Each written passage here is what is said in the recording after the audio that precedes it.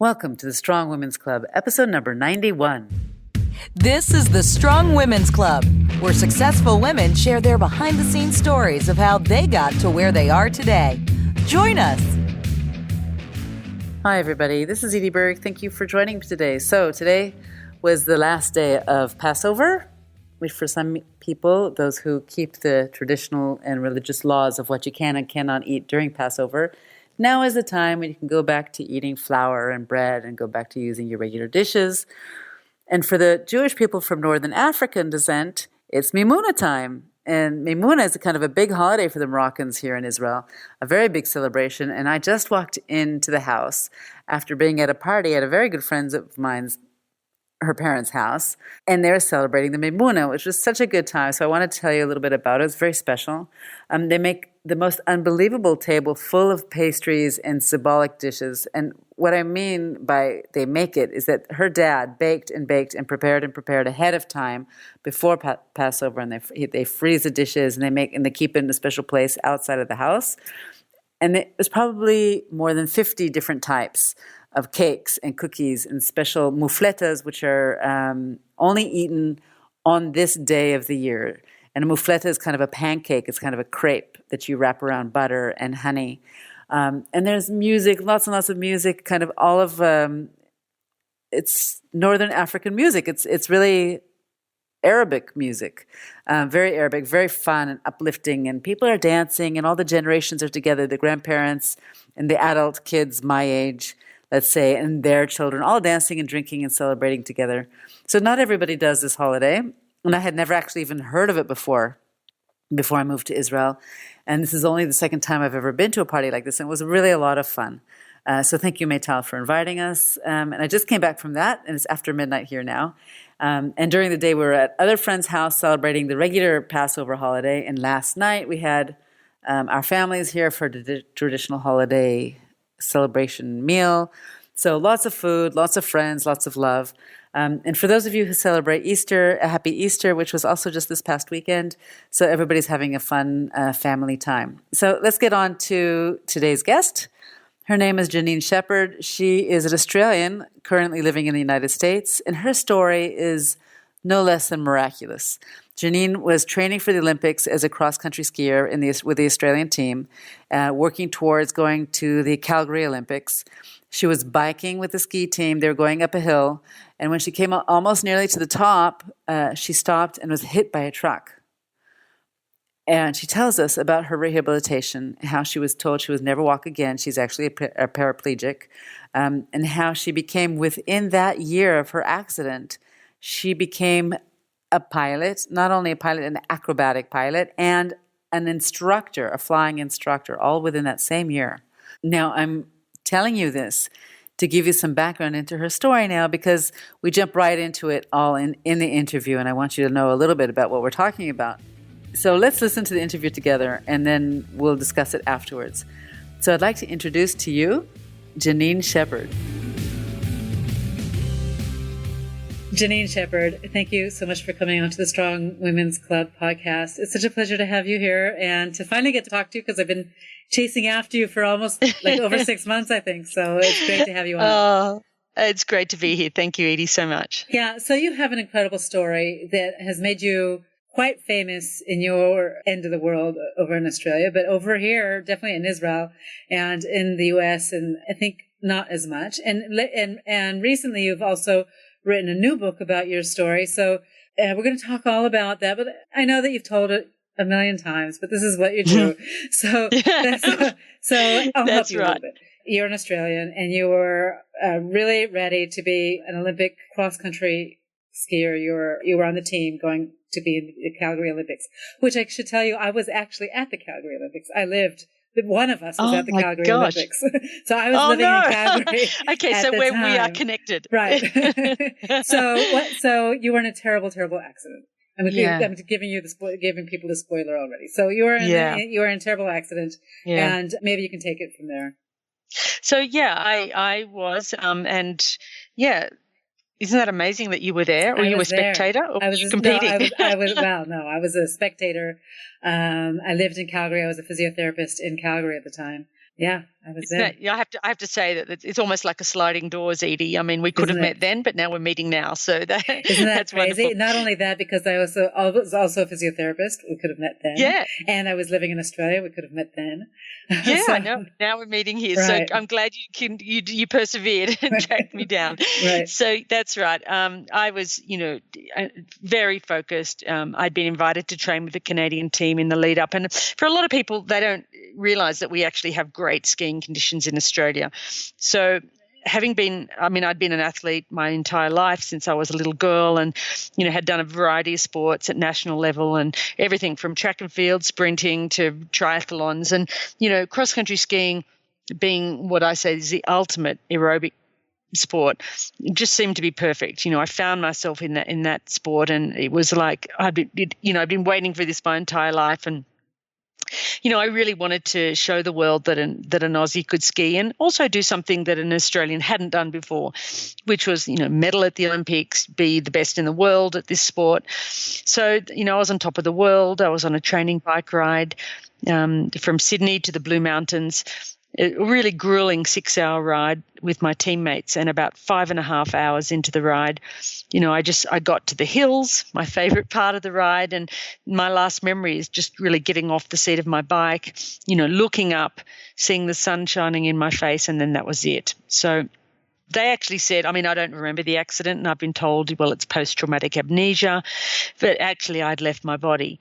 So I'd been hit by a speeding truck and had extensive injuries. It's just, overwhelming to think that I've even survived that. But I broke my neck and my back in 6 places. I broke 5 ribs on my left side. I broke my right arm, my right collarbone, bones in my feet, head injuries, internal injuries, massive blood loss. So the broken bones weren't a worry in the beginning, but it was the internal bleeding. I lost 5 litres of blood, which is all someone my size would hold.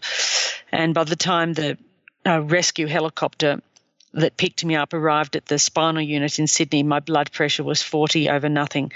Can I ask you, how old were you? I was 24. Yeah. So really, really young. And at the peak, I had everything going for me. It was my final year at university. I wanted to be an exercise physiologist. I was going to the Olympics. I was an athlete. So, everything in my life was changed in that one instant, one speeding driver. Mm. And I'm kind of going to help you through the story, because not that you need it, but just to participate in it. So after you were for a long time in the hospital, but your recovery is remarkable, because you did have broken spine and your spinal cord was involved. So what level was your spinal cord involved, and what was your prognosis? Yeah. Well, it's really interesting, and I'm really going to enjoy, hearing your side of it, because, as you know, being a physiotherapist, spinal wards are a very confronting place to work in. I think, most people would say being paralyzed is one of their worst nightmares. And so I had a lot of contact with physiotherapists over the years. And, so my spine, well, they didn't know in the beginning I was paralyzed, completely paralyzed from the waist down. And had I not had, comprehensive, complex spinal surgery, I would still be in a wheelchair. So they, the neck break was a stable fracture. So there was no spinal cord damage around the neck break. But L1, I had, in the lumbar part of the back, my back was what they call a comminuted fracture. And as you know, that's the equivalent. The doctor said, if you trod on a peanut and crushed it into thousands of pieces, that's what my back looked like. L1 was completely crushed. It just didn't exist anymore, and all that bone was lodged in my spinal cord. So they didn't know until they operated. I had what's called an anterior decompression laminectomy. So they went in through the side. They went to the front of the spinal cord, and they picked the bone out of that had lodged in my cord, and then they took out 2 of my broken ribs and they rebuilt my back. So, there was significant spinal cord damage, so much so that, I am still, I'm a walking paraplegic. So when I left hospital, I was a paraplegic, and they didn't know Most people, when they have spinal cord damage, let me say, is that is not usually a complete cut. Yes, it's it's just, not it usually. moves. It's a tear, or It's a yeah. tear or a bruising or so there's all sorts of levels of damage, and so they never know until you leave. And when I left, of course, I had a little bit of flicker. I had a flicker in one of my big toes, and I thought, great, I'm going to the Olympics, and I had no idea. And of course, that was I spent almost 6 months in the spinal ward, and when I left, it was in a wheelchair, a plaster body cast. I had I was attached to a catheter bottle. They said at first they wouldn't let me leave until I mastered the art of using a catheter, which I didn't even know what that was at first. I thought, what? What do you mean? I'll never be able to go to the loo again. So, and that was a big thing for me. That was, just humiliating, trying to learn to do that, humiliating, and I'm sure, very, very difficult. And you're a young woman, and you haven't had a family yet, and you don't know what's ahead of you. And really, the rehabilitation is not just physical, obviously. It's also mental. It's not mainly mental, and the physical is almost a byproduct. I don't want to belittle it, but I think that your mental strength is what made you a great athlete. And also it gives you the strength to pull you through what you had to go through in such a hugely successful way, which we haven't got to that part yet, but it is a hugely successful way.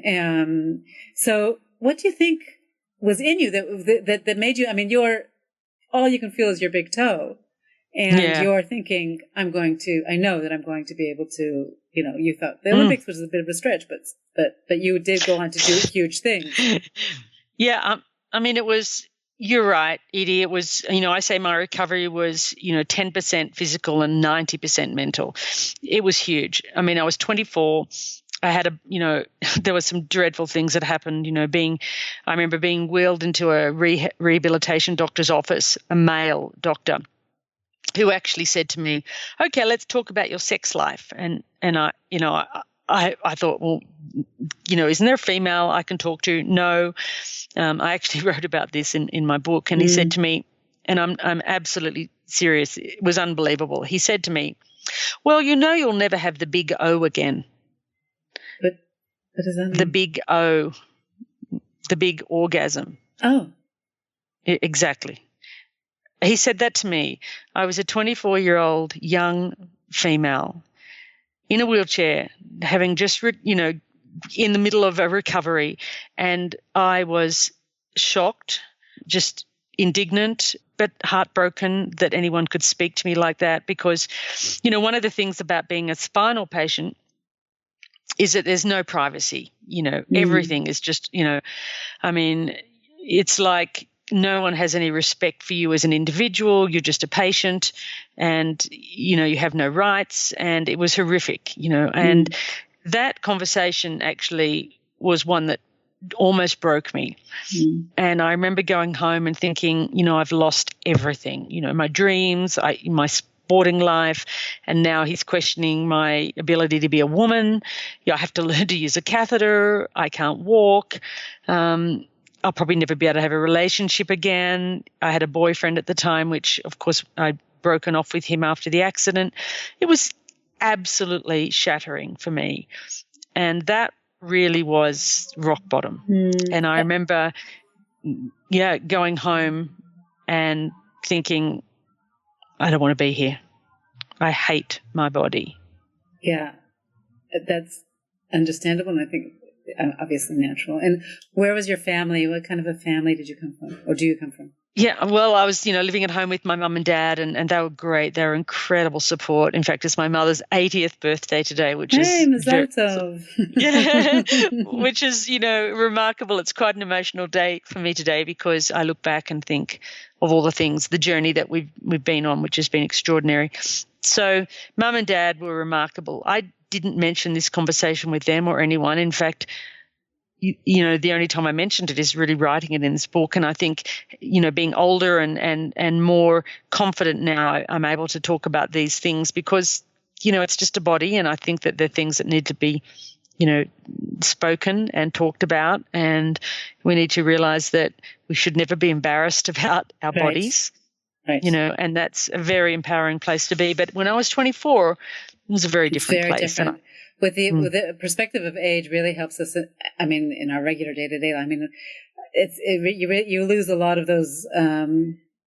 It's not really inhibitions exactly, but you get a kind of a perspective where you're not as worried as what people think of you, and you have some life experiences, and that's just a normal part of enjoying being. Well, I'm over 50, so enjoying being Me now. too. So that's like one of the huge pluses. That's like you don't care about what everybody's, what people are thinking. But that age is so difficult. It was, I was 24, he was in his 50s, and, I just thought, how dare you? And, I remember going home that night, being in my bedroom, covered in a plaster body cast, and I was so ashamed of my body. And, I just thought, why did I come back? Well, I don't want to be here. This is not my life. This is not what, this is not what I worked for. And, I really wanted to give up. I think that was a seminal moment in my life. And I remember, I wrote about that in my book. I remember, pulling myself to the edge of my bed and my body falling on the floor. And my prayer at that stage was, God, show me a way out of this, or show me a way through. And it was this powerful, prayer of, I can't do this on my own. Help me. And also this call of this inner spirit, where, I had a tremendous, overwhelming belief that my life had a purpose, that it could still be good, that I had come back to my body for a reason, that there was meaning in life, that there was, it was sort of infused with this meaning. And, I knew that from the experience, what I call my death experience, not my near-death experience, but I say my, experience of leaving the body, that I hadn't been alone. I was guided through that experience. I'd made a choice to come back to my body. So I really let go. I really let go of my old life, and I knew I just had to look forward. I couldn't look back. I just had to leave that behind and make a commitment to reinvent my life. And that was the moment that changed everything. And then you took off. Like you really took off, right? So you have this wonderful story of how, of becoming a pilot. And like the most wonderful movies. I've been watching you this afternoon. I told you getting ready for the podcast today, watching movies of you doing air stunts in your little tiny little plane as well. And you became an instructor and an acrobatic pilot and really like became exactly the opposite of the picture that you just painted. Right. So that's such a uplift. All these words, it's an uplifting story. Yeah. Well, the funny thing is that, once I had let go, I really think that, with life, our measure of happiness, if that's, for lack of a better word, joy, contentment, is equivalent to our willingness to loosen our grip on life, the life that we think that we're entitled to, the life that we think that we deserve, that we're supposed to have. And until we let go of that, and to do that, we need to get to the point of acceptance. And acceptance is not, resignation. Acceptance is the point where you say, okay, this has happened, so now what? And it's a really powerful place to be in. And until you get to that point, you cannot see past your own, it's like you've got blinkers on. It wasn't until I got to the point where I went, okay, this is my life. This is my body. This is where I am right now. I've had the accident. This man ran over me. I'm going to, I'm not going to let that control my life from this point on. I'm responsible, and I'm going to find something in my life to replace what I've lost. And when I got to that point, which I have to say you can get to very quickly. I did. It was a process, a very painful process. And there was, that dark night of the soul. I think I always say when you get to that point with, the rock bottom, the gift in that is that there's nowhere to hide. You see very clearly who you are, and you ask the question, if I'm not my body, if I'm not these things, then who am I? And, what I saw was that I was still that person. I was still the defiant human spirit. I still had that in me. And, that's the moment when, sitting outside in my wheelchair and, an airplane flew overhead. And I just, in the most unlikely and remarkable moment, I looked up and thought, okay, so I can't walk. Well, maybe I can fly. And, I was lifted into an airplane in a plaster body cast. I couldn't use my legs. And it was just this incredible metaphor for life, I think, the freedom of paralysis to flying. There could not be a greater metaphor. And, flying that little airplane, I wasn't able to use my legs, but the instructor let me use my hands, it was just incredible. It was like, I was filled with this joy of, I can do this. I'm going to do this. And I guess in many ways I thought I had a lot to prove to the doctors, but in fact it was me that I had something to prove to. Sure. And that was important. Yeah, and just because I don't want to hold you for too long, and I do want to talk about, that all happened the accident was in 1986. But since then, and you wrote a book not too far after the accident, right? I think it was called Never Tell Me Never. That was my first one in Australia. Yeah. Right. So, and now you've written a new book. It's called Defiant, A Broken Body is Not a Broken Person. So I think, again, we're talking about this perspective of time and experience and other life experiences where you took the strength that you learned. I guess you already had it. But you were that kind of a person. You were already an uber achiever, but you were able to apply it into your recovery, into your flights, and into your incredible speaking career where you can see I saw you, not only on TED, you did this TEDx talk, but you speak to very big audiences in these beautiful stages. And really, you do things with gusto, and you do them big, and you do them in a way that really affect other people in a positive way. So, yeah. I have a theory on that. I've always been driven. I've always been, a goal setter. And of course, after my accident with a body that I was ashamed of and having everything taken from me, my self-esteem was at rock bottom too. I can't even begin to explain to you the embarrassment of, having a body that doesn't function, trying to use a catheter with a mirror between your legs. It's humiliating. So I had to really dig deep, and I have this philosophy that, I talk about, which is, as a young athlete, I loved the hills. I loved training on hills. And, I discovered very early on that no one else did. So that sort of became my edge, right? We'd get to the hilly part of the course. Everyone would go, ooh, and complain. And I'd sort of dig deep and go, okay, this is where I'm going to make a difference. So in many ways, in my recovery, I used that same philosophy that, I kept saying, okay, this is a hill.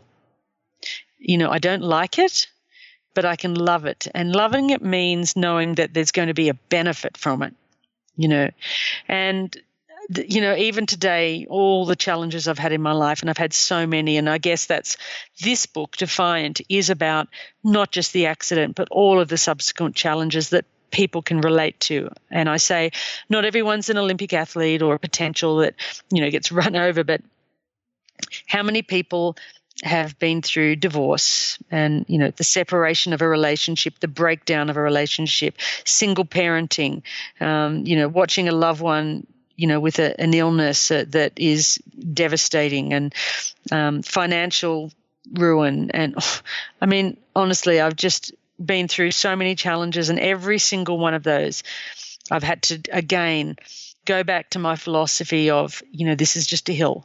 I can get through this. And that's what resilience is about. It's finding meaning behind everything and saying, I don't like it, but I love it because it's going to teach me something. It's going to make me a better person, and I will come out stronger on the other side. Wow. So where can people buy your book? Well, everyone, they can go to my website, which is JanineShepherd.com. The books are there on Amazon, Barnes and Noble, Indie Books, etc. And just stay in contact with me. They can join my community via my website. I'm on Facebook. I'm on Instagram. What's your community? What's it called? Well, they can, join my newsletter and get updates and find out what I'm up to and what I'm doing. And Facebook and Instagram and Twitter, of course. And I just love connecting with people. What I've learned from this experience is that we're not alone. Every one of us is, I say, bumping into walls and tripping over stones, and just putting one foot forward. Right. And I think that is why, my TED Talks now had across platforms almost 2 million views. And I think the reason is that, I hold up a mirror and I say, it's okay, Yes, it really is. It's more than inspirational. It's really, you're very easy to connect to, and people can take away from what you're saying and what you've written things that they can apply to their own lives, which is so important. And so it's not something to take for granted. Yeah, I share in my keynotes, I take people through a journey, and I don't say, life is, great, you can have anything you want, it's all there.